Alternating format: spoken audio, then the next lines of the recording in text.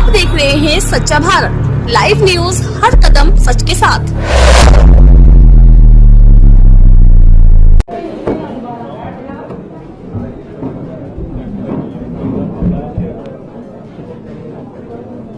Thank you, Shahid Siddiqui साहब, for having me. Thank you, नई दुनिया नेशनल फोरम, इतने खूबसूरत प्रोग्राम के लिए, और यहाँ पर जितने भी मेहमान हमारे बीच में मौजूद हैं, आप सभी का बहुत बहुत शुक्रिया।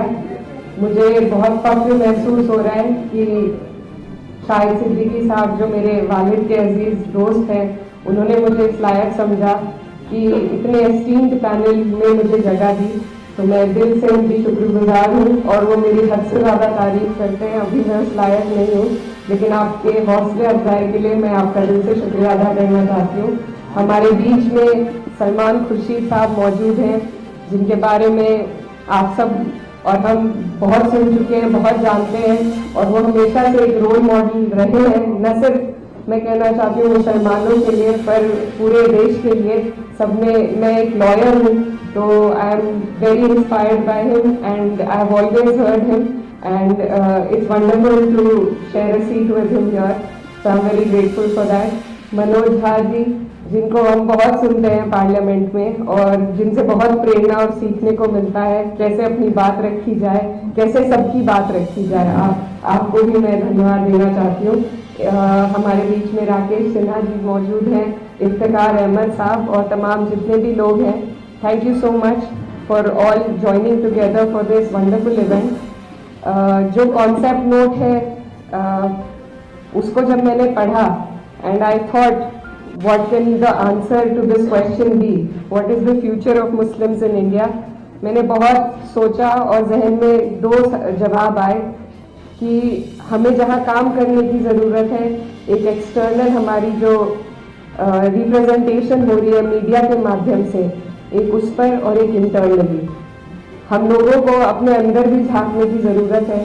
और जो कमियाँ हमें महसूस होती हैं, उनमें अगर सबसे पहले हम पहल करें उन्हें सुधारने की, एक कौम इकट्ठा होकर सर जोड़कर जब बात करें, और जो भी अपनी खामियां हैं उनको एक्सेप्ट करके आपस में हम फैसला करें कि क्या हम बेहतर कर सकते हैं, तो हमें जो बाहर से लोग कोशिश करते हैं ट्रिपल तलाक जैसी चीज़ों को लाकर ये हमें बताने की कि वो हमारे सेवियर्स हैं, इन सब चीज़ों से हम बच पाएंगे।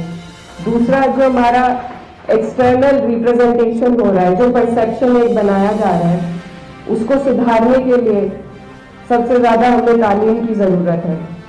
अगर हमारे लोग हमारे बीच से निकलकर हम सब लोग कोशिश करेंगे, मेहनत करेंगे कि हमारी आने वाली जो पीढ़ियाँ हैं वो बेहतर तालीम हासिल कर सके, ऐसी जगहों पर जा सके जहाँ से हम अपनी रिप्रेजेंटेशन बेहतर दिखा सके। मैं आपको बताना चाहती हूँ कि जब मैं स्कूल में पढ़ती थी तो मुझसे लोग अक्सर कहते थे कि you don't look like a Muslim. मैं हमेशा सोचती थी what does that mean, how does a Muslim look like and how not to look like a Muslim.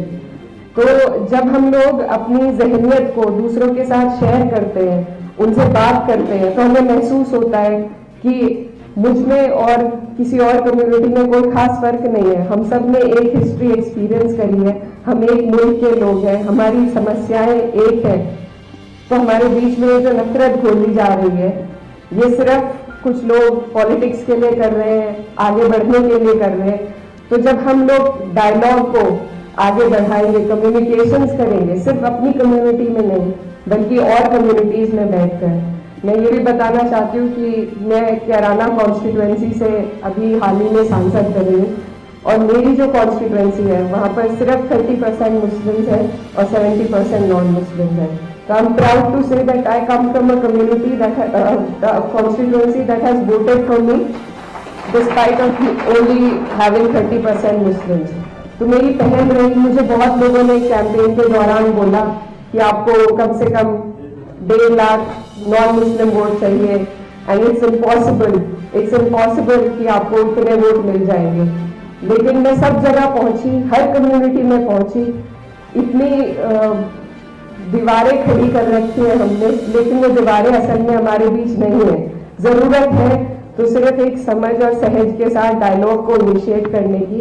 And I think media में और जो लोग कुछ जहर बोलने का काम कर रहे हैं, उनकी कोशिश है हमें एक्सक्लूड करने की, सोसाइटी से, तरक्की से, आगे बढ़ने से एक्सक्लूड किया जा रहा है मुस्लिम्स को।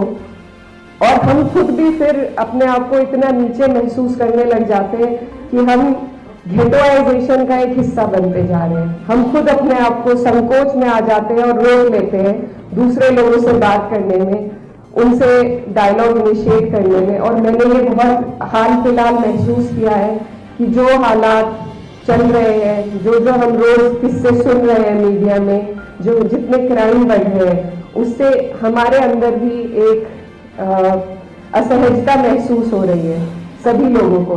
और लोग अंदर ही अंदर अपनी ही कम्युनिटी में बस कर रहना चाह रहे हैं। लेकिन यही है वो चीज जिसे हमें रोकना होगा। हमें ढीठ बनना पड़ेगा और ढीठ बनकर हमें हर वो जगह में अपनी जगह ऑक्यूपाई करनी पड़ेगी जहां से हम अपनी कौम की, अपनी कम्युनिटी की एक बेहतर रिप्रेजेंटेशन दे सके। As a parliamentarian, I strive to raise the voice for people of all the communities, and that is also what we need. That is something that when we have such discussions we don't do. We don't need to only talk about the Muslims, we need to talk about everybody. And in these circles, in such circles especially, if I only talk about my community, then that is me being very selfish on my part. So if we expect selflessness, we need to do selfless things first.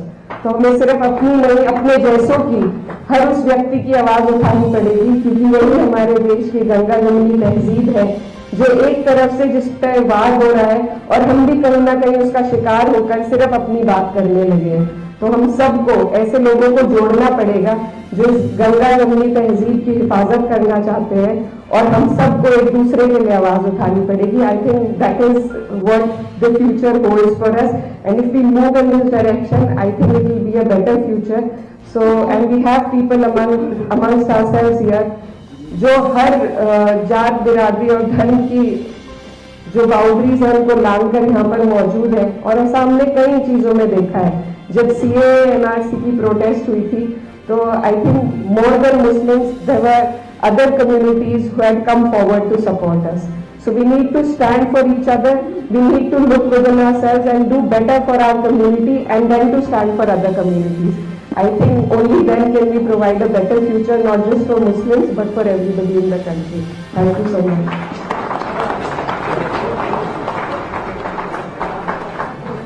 बहुत शुक्रिया इकरा ने बहुत ही important बात कही है, घेटोआइजेशन की।